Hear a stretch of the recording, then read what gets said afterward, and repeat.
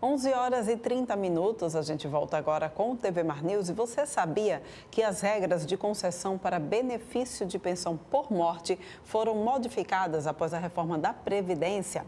Pois é, a gente vai tirar todas as dúvidas a respeito disso com a advogada previdenciária Priscila Porto. Está já aqui com a gente, vai nos explicar. Bom dia para você, Priscila, seja bem-vinda aqui ao nosso estúdio. Priscila, olha... essa questão de previdência, né, de pensão, já era uma coisa difícil e depois da reforma da Previdência, quando quem começou a entender, já foi tudo por água abaixo, precisa ir ao zero de novo, zerar tudo para tentar entender como é que está essa situação. Primeiro, eu queria que você explicasse para a gente o que é a pensão por morte e quem tem direito a ela. Bom dia. Bom dia, Paulane. Então, o benefício de pensão por morte, ele é um benefício pago aos dependentes do falecido, tá? Né? Quando vem a óbito, no caso. E quem tem direito nós podemos dividir em 3 classes. Companheiro, cônjuge ou filhos menores de 21 anos, né? Ou inválidos ou que tenham deficiência mental, intelectual ou grave. Segunda classe são os pais. E terceira classe, os irmãos também menores de 21 anos, não emancipados, que tenham deficiência mental ou intelectual ou grave.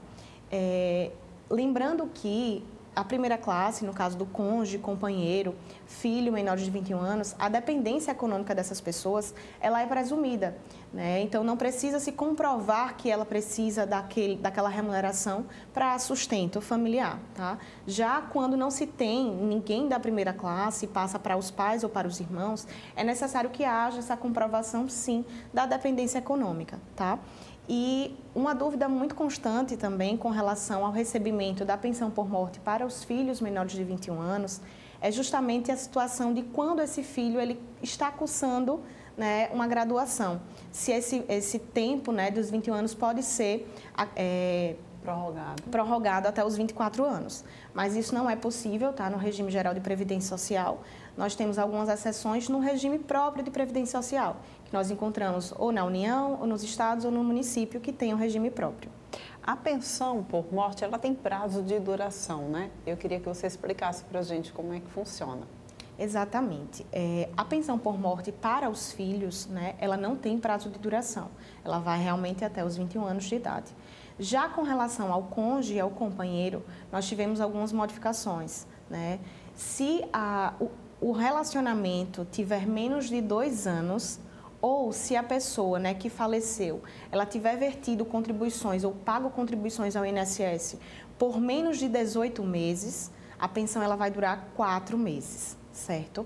E se a pessoa tiver um relacionamento há mais de 2 anos, ou se o cônjuge ou companheiro falecido, ele tiver contribuído com mais de 18 contribuições, aí sim a pensão para o companheiro ou cônjuge, ela vai ser definida pela idade de quem ficou aqui, né, do dependente. Então, ela só vai ser vitalícia se a companheira, o cônjuge, ela tiver mais de 45 anos de idade. Então, se não, ela vai variar, né, entre 6, 10, 15 e 20 anos de duração. Aí vai depender realmente da idade do dependente. Em casos, por exemplo, de que a gente tem a situação de ter o cônjuge e ter também o filho, a pensão, ela vai para quem? Vai para os dois? Vai para os dois, né? Nós dividimos em partes iguais. Então, os 100% da pensão vai ser 50% para o filho, 50% para o cônjuge ou companheiro. Como fica, então, como é que ficou o cálculo, né, da pensão por morte após a reforma da Previdência? Isso está bagunçando ainda, né, a cabeça de muita gente. Então, antes da reforma da Previdência, que ocorreu em 13 de novembro de 2019, o valor da pensão por morte, ele era 100% do valor que aquele falecido recebia de aposentadoria ou 100% do valor que teria direito se ele fosse aposentado por incapacidade permanente, que é a antiga aposentadoria por invalidez. Isso tá? Antes. Isso antes. Depois da reforma da Previdência, infelizmente, né, muitas famílias foram prejudicadas, porque nós temos agora o cálculo baseado em 50% de uma cota familiar, mais 10% para cada dependente. Então, vamos supor, no exemplo que você deu, né, uma companheira e um filho, né, nós teríamos o quê? 50% da cota familiar, mais 10% da cota do dependente da companheira e 10% da cota do filho. Então, teríamos um valor aí de 70%. 70% do valor que ele teria direito de aposentadoria ou o valor que ele teria direito se fosse aposentar por incapacidade permanente. Mas nós temos uma prejudicial ainda aí, porque o cálculo da aposentadoria por incapacidade permanente, antiga aposentadoria por invalidez, ele também foi modificado. Antes, nós teríamos 100% do valor da média salarial a partir de julho de 94, que quando nós tivemos o plano real. Agora, é 60% dessa média, mais 2% a cada ano que exceder, 15 anos para a mulher e 20 anos para o homem. Então, se aquela mulher, ela faleceu e ela só tinha 15 anos de tempo de contribuição ao INSS ou menos, ela vai ter 60% da média e o companheiro e o filho vão ter 70% dessa média de 60%. Então, no final de tudo, nós temos uma redução muito drástica, certo? E, infelizmente, em junho, isso foi julgado como constitucional, tá? Pelo STF, e o cálculo realmente vai ser esse, não vai ter retorno ao que era. É um cálculo difícil da gente julgar, né? Porque, de repente, por invalidez, é exatamente o momento em que você precisa de um maior aporte dentro de casa, para conseguir demandar as suas demandas do dia a dia, conseguir abraçar as demandas do dia a dia. Imagina só uma pessoa que, por invalidez, que vai precisar de um tratamento, de remédio, medicamentos, enfim. E aí a gente tem a redução, ao contrário, né? Exatamente assim.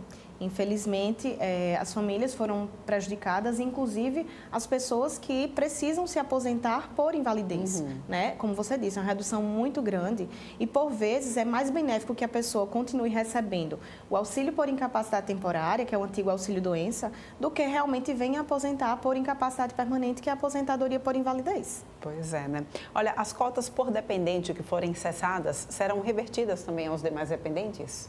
Infelizmente, não. Então, esse cálculo das cotas que eu falei, 50% da cota familiar, mais 10% da cota para cada dependente, se o filho, vamos supor, completar os 21 anos, a cota dos 10% dele cessa e não reverte para a companheira do falecido. Então, ela vai receber apenas 60%, no nosso exemplo, ao invés de 70%. É possível acumular a pensão por morte com a aposentadoria ou com outra pensão por morte? Então, esse é um assunto também bem delicado, tá? É possível, sim, acumular. Acumular duas pensões por morte se forem de regimes diferentes. Ou seja, regime geral de previdência social, que temos a vinculação ao INSS, tá? E com o regime próprio de previdência social, como eu falei, União, Estados e municípios que tiverem regime próprio, tá? Com relação à aposentadoria, também é possível acumular pensão por morte. No entanto, nós também vamos ter redução. Né? Você só vai, a companheira, o cônjuge, só vai receber 100% do valor daquela aposentadoria, acumulando com a pensão por morte, se for até o salário mínimo. Se for mais do salário mínimo, nós vamos ter redução de 60, 40, 20 e 10. Então, nós também temos essa perda com relação a acúmulos, tanto de aposentadoria com pensão por morte, quanto de pensão com pensão, caso o valor seja superior ao salário mínimo. Agora, Priscila, a gente muito se ouve falar, né, que o problema da estrutural econômico do Brasil seria, de fato, o sistema previdenciário, porque a gente tem muita gente dependente desse sistema, poucas pessoas para sustentá-lo. No teu ponto de vista, realmente esse é o grande problema que a gente tem? O que acontece? A Previdência Social ela é vinculada à Seguridade Social e nós temos 3 pilares, a Previdência, a assistência e a saúde. Sabemos que desses 3 pilares, somente a Previdência Social ela é contributiva, então você paga por aquilo. Já a assistência social, né, é assistencial, já está dizendo, nós não temos contribuições e nem tampouco a saúde, que nós conhecemos o Sistema Único de Saúde, o SUS.